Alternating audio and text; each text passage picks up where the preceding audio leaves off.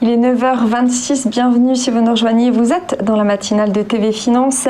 Je suis avec mon invité Antoine Fraisse-Soulier.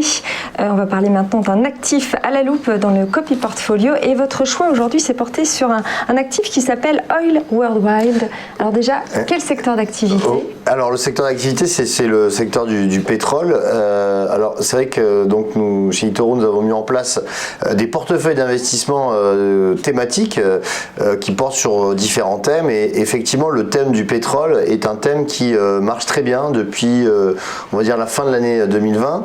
Pourquoi? Parce que en fait depuis qu'on a annoncé la réouverture progressive de l'économie, eh bien on a une consommation du pétrole et une demande qui augmente dans quasiment tous les secteurs d'activité qui en consomment et notamment le plus gros consommateur de pétrole c'est le secteur aérien et on voit que la reprise se poursuit.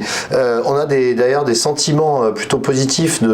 Par exemple là récemment le ministre saoudien de l'énergie a déclaré que la demande de pétrole montrait des signes clairs d'amélioration. On a l'Agence internationale de l'énergie qui a annoncé que la demande devrait retrouver ses niveaux du quatrième trimestre 2019, donc avant pandémie, donc on n'en est plus très loin.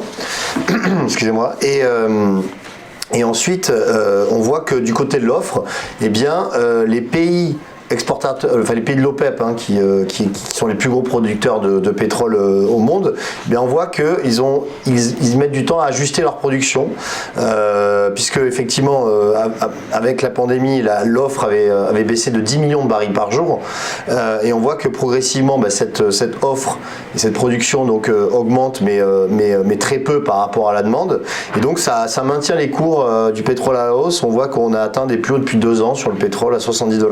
Alors voilà, je voulais vous parler de ce portefeuille qui regroupe en fait eh bien les plus grosses sociétés pétrolières sur le marché. Donc on va trouver Saudi Aramco qui est la numéro 1, et après on a ExxonMobil, Chevron, Royal Dutch, ça c'est vraiment les majors pétrolières, avec Total, il faut dire Total Energy aujourd'hui, voilà. Et puis on va retrouver aussi des entreprises un peu moins connues du grand public, comme Rosneft, Equinor, Novatek ou Lukoil, qui sont des sociétés russes, ConocoPhillips l'américaine. Voilà, donc on a un portefeuille assez bien diversifié avec donc 23 sociétés qui composent ce portefeuille. Ensuite, lorsqu'on regarde les statistiques, et c'est là où c'est intéressant, on voit que depuis le début de l'année, donc on est sur une performance de 30,85%, donc c'est une très belle performance. Et les performances donc mensuelles, on voit aussi qu'on est sur un beau trend. Après une année 2020 qui a été compliquée puisqu'on a fait moins 31% de progression. Mais ça s'explique aussi. Ça s'explique bien sûr avec la pandémie, la baisse de la consommation et de la demande. Et cette année, on voit que les cours du pétrole sont en plus forte hausse, parce que les cours du pétrole cette année progressent de plus de 40%. Donc on pourrait s'ajuster aussi sur ce portefeuille. Et à mon avis, on devrait continuer la hausse sur le portefeuille et sur les cours du pétrole. Donc c'est un portefeuille à privilégier, à mon sens, sur au moins les 6 prochains mois.